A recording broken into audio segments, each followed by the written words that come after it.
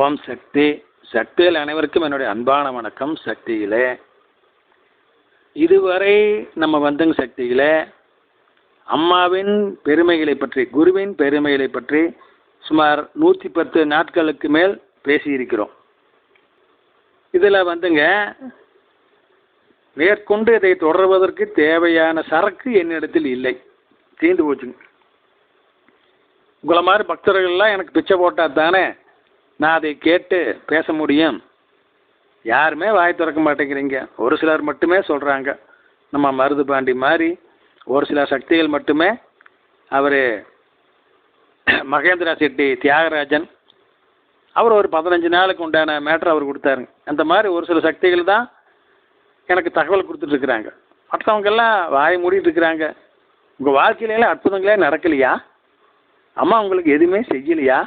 சொல்லுங்க பார்க்கலாம். கண்டிப்பாக செஞ்சுருக்கு. ஆனால் அது வெளியே சொல்கிறதுக்கு தயங்குறீங்க. காரணம் கூச்சம். இன்னொன்று திருஷ்டி பற்று அப்படின்னு நினைக்கிறீங்க.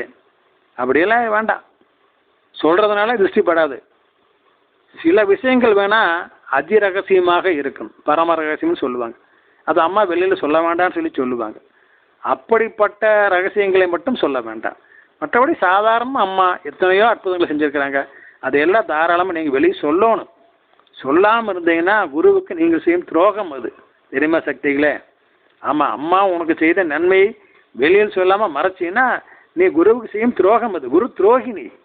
அது மட்டுமல்ல சக்தியில் எல்லாரும் இதே மாதிரி தனக்கு அம்மா செய்த அற்புதங்களை வெளியே சொல்லாமல் இருந்தால் எப்படி இந்த பிரச்சார பணி செய்கிறது? எப்படி சக்தி ஒளியில் மேட்ரு வரும்? சொல்லுங்க பார்க்கலாம். எனக்கு நடந்த நன்மைகளை நான் வெளியே சொல்லும்போது மற்றவங்களுக்கு தெரியுது. அதை கேட்டு அவன் அம்மா பக்தன் ஆகிறான் இல்லைங்களா? இதுதான் நடந்துகிட்டு இருக்கிற காலங்காலம் நடந்துட்டு இருக்கிற நிகழ்ச்சி. இந்த நிகழ்ச்சிக்கு பேர் தானே ஆற்றுப்படை.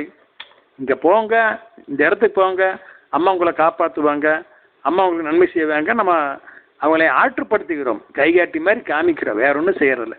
அதுக்கு நம்ம சொந்த அனுபவங்களை எடுத்து சொல்லணும். அப்போ தான் நம்புவாங்க. அதனால் இனிமேலாவது இதை கேட்கும் என்னுடைய மதிப்பிற்குரிய வணக்கத்திற்குரிய நண்பர்கள் பக்தர்கள் அனைவரும் என்னோட இந்த கருத்துக்களை பகிர்ந்து கொள்ளுங்கள். அது மட்டுமல்ல சக்தியில் உங்கள் ஊர்லேயே நீங்கள் ஒரு 10 பேர் 20 பேர்த்து சேர்த்து அப்பப்போ சத் சங்கம் நடத்தலாம். சத்து சங்கம். ராமகிருஷ்ண பரமஹம்சர் அடிக்கடி அதை வலியுறுத்துவாருங்க. அது என்ன சத்து சங்கம்?